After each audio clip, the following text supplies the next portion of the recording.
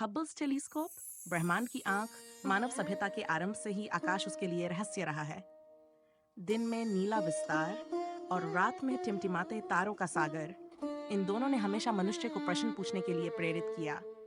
इन्हीं प्रश्नों की यात्रा में कई सदियों बाद एक ऐसा चमत्कार जन्मा जिसे दुनिया हब्बल्स टेलीस्कोप के नाम से जानने लगी। ये कहानी है उस दूरबीन की जो केवल लोहे, कांच और तकनीक से बनी वस्तु नहीं थी, बल्कि मानव सपनों, असफलताओं, उम्मीदों और ब्रह्मांड से संवाद करने की सबसे सशक्त कोशिश थी।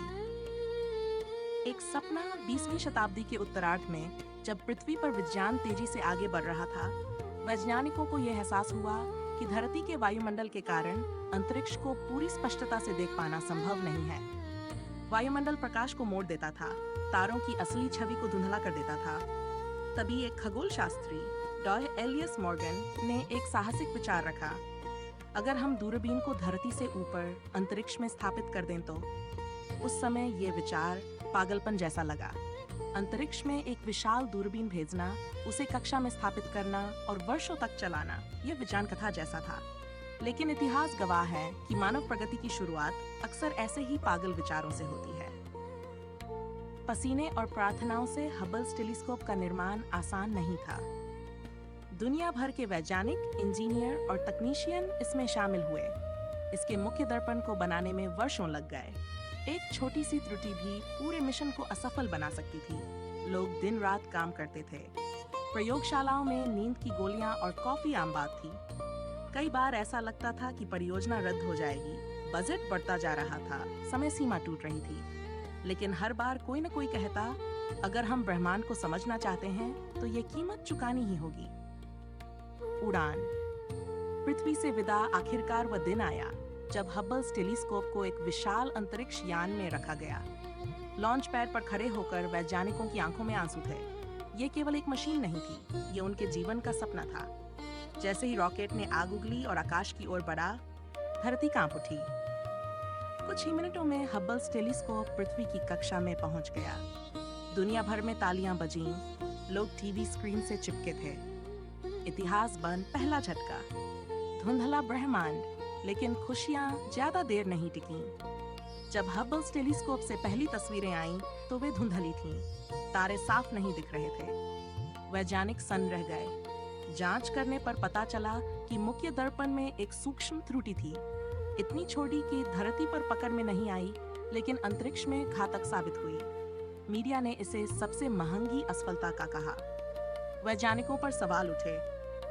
उस रात डॉ एलियस मॉर्गन अपने कार्यालय में अकेले बैठे थे। खिड़की से आसमान दिख रहा था। उन्होंने धीमे से कहा, हमने ब्रह्मांड से बात करने की कोशिश की थी, शायद उसने अभी जवाब नहीं दिया। दूसरा मौका। सुधार मिशन। वैज्ञानिकों ने हार नहीं मानी। एक साहसिक योजना बनी। अंतरिक्ष यात्री हब्बल्स टेलीस्कोप तक जाएंगे और उसमें सुधार करेंगे। यह अपने आप में एक असंभव सा मिशन था, लेकिन इंसान ने हमेशा असंभव को चुनौती दी है। अंतरिक्ष यात्री महीनों तक प्रशिक्षण लेते रहे। अंततः वे हब्बल्स टेलीस्कोप तक पहुंचे। शून्य गुरुत्व में तैरते हुए उन्होंने नई ऑप्टिकल प्रणाली लगाई, मानो दूरबीन को चश्मा पहना दिया गया हो। जब वे वापस लौटे, पूरी दुनिया सांस रोके इंतजार कर रही थी। पुनर्जन्म। ब्रह्मांड की स्पष्ट झलक। इस बार जो तस्वीरें आईं, उन्होंने इतिहास बदल दिया। तारे पहले से कहीं ज्यादा स्पष्ट थे। आकाशगंगाएं, निहारिकाएं, जन्म लेते तारे और मरते सूरज, सब कुछ अद्भुत विस्तार में दिखाई देने लगा।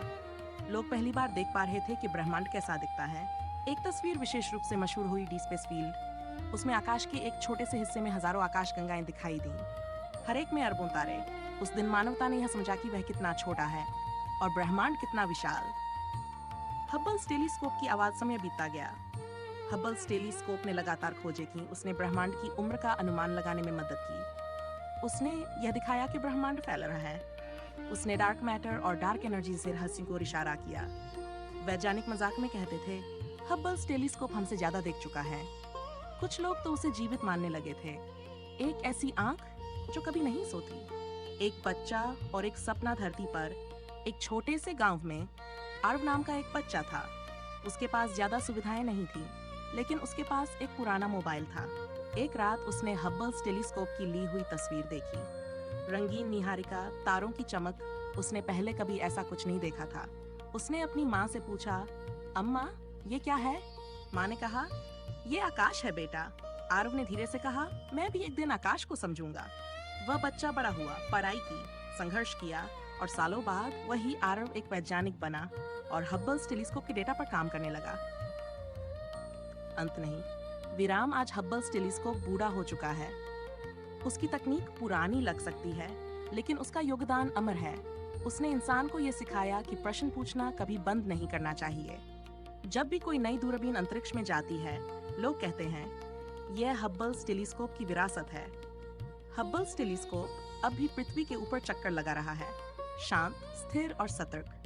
वह अब भी ब्रह्मांड को देख रहा है, जैसे कह रहा हो, देखो अभी बहुत कुछ बाकी है। और शायद कहीं कहीं ब्रह्मांड भी उसे देख रहा है।